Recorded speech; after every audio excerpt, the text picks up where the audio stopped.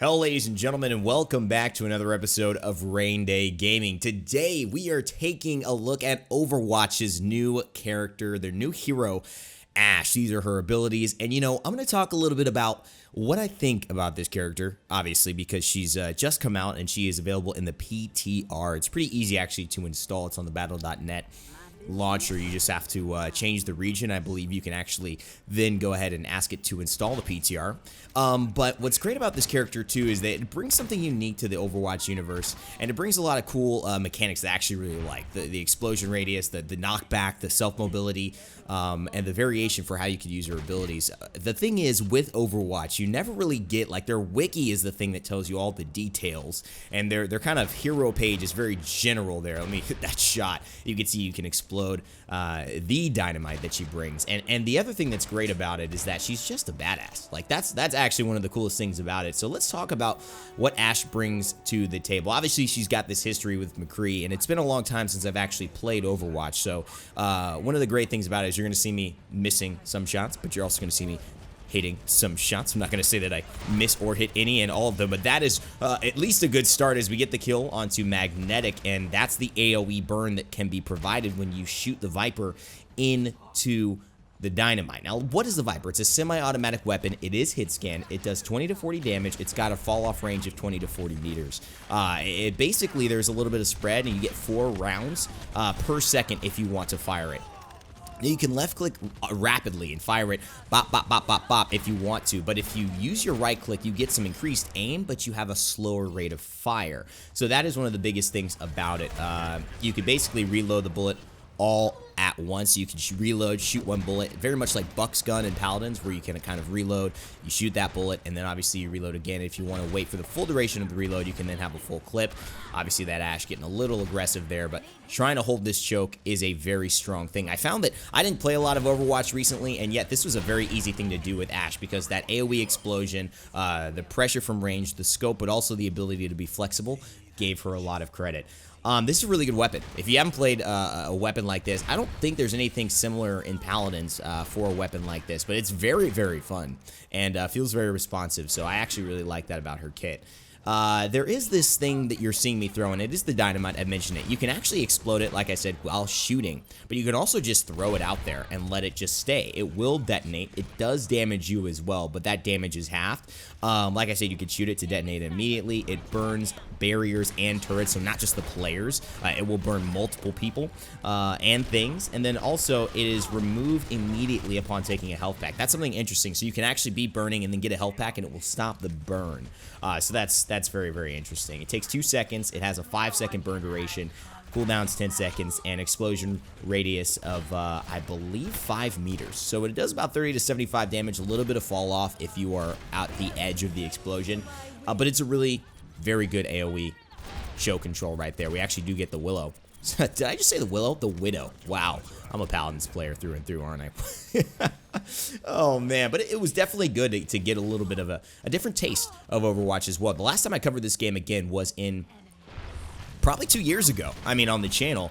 And, at that point, it was very contentious. It was like, pick one or the other. My opinion then and my opinion now, and for anyone who's watching, has always been Overwatch and Paladins can coexist. I actually wanted to do a video to kind of check in for the general audience, because I know everyone's isolated in their game, to see how are both games doing 2 years later. Like, what does it look like?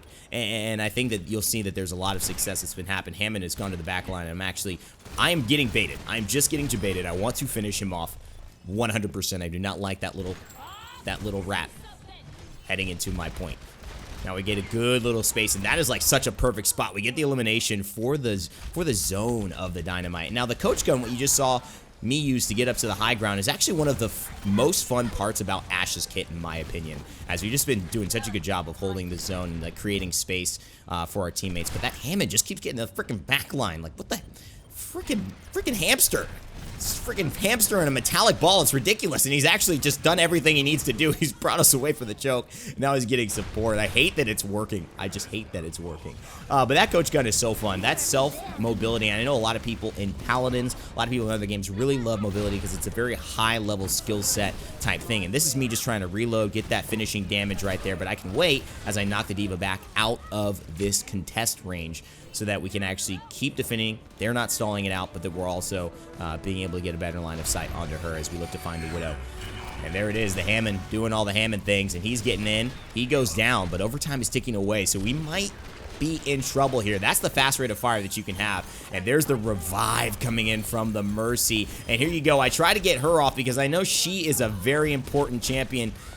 Excuse me, hero to get rid of. And oh yeah, there's the Ashe. Beautiful angle, by the way, for her.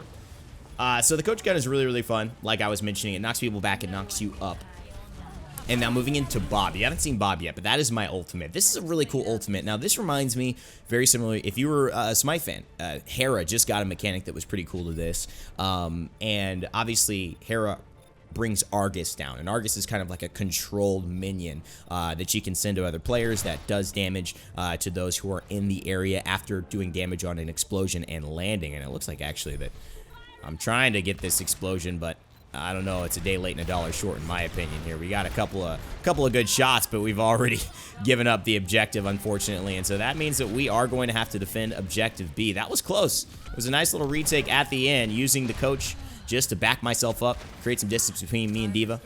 And looks like Sombra's here, and so is Hammond as well. I may be going down. I am trying to survive, but this does not look promising. Get a nice little explosion. Use the coach to get away as well, and I'm just in a very bad situation. I get a couple of shots, almost get the second one, but I have 16 health, and I need to find a health pack. ASAP, baby, ASAP. We do have the Bob, which is nice to know. And we're going to try to make it back. So the Bob, like I said, Ashe passively generates 1% ult charge every 4 seconds. What that's going to do is that's going to mean you're going to get the Bob as we find that kill there, but we can't get the Mercy, who does rotate over. And basically, it's a trusted sidekick. He charges forward, knocks enemies into the air, then lays down suppressing fire with his cannon. So he will land, he will do damage. He has 1,200 health. He does 120 damage in charge. His arm cannons do 112 per second and 14 per bullet. So it's basically like 1,000, 1,100 overall, 8 bullets a second, and it lasts for 10 seconds after he lands. After that collision, Bob lands for 10 seconds. What I've found is that Bob is actually really strong in terms of holding down a point. It's very hard to kind of contend with Bob as well as other people who are shooting at you. Very similar to Hera and Argus and that kind of situation that's going on.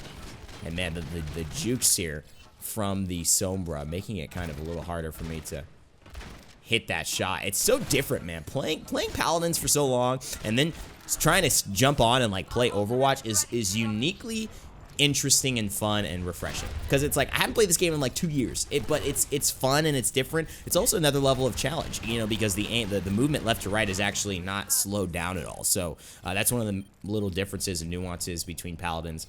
And I think this is a game I'd rather have 60 frames per second on. I upgraded my graphics card to 1070 Ti, and unfortunately my monitor just is not keeping up with the 144 hertz, so I'm at 60 hertz. I downgraded after buying a $500 graphics card. Ask me anything. Ask me anything, ladies and gentlemen. Bob, also, just talking again about him, can be healed. You can nano boost Bob. You can debuff him with a hack and things like that.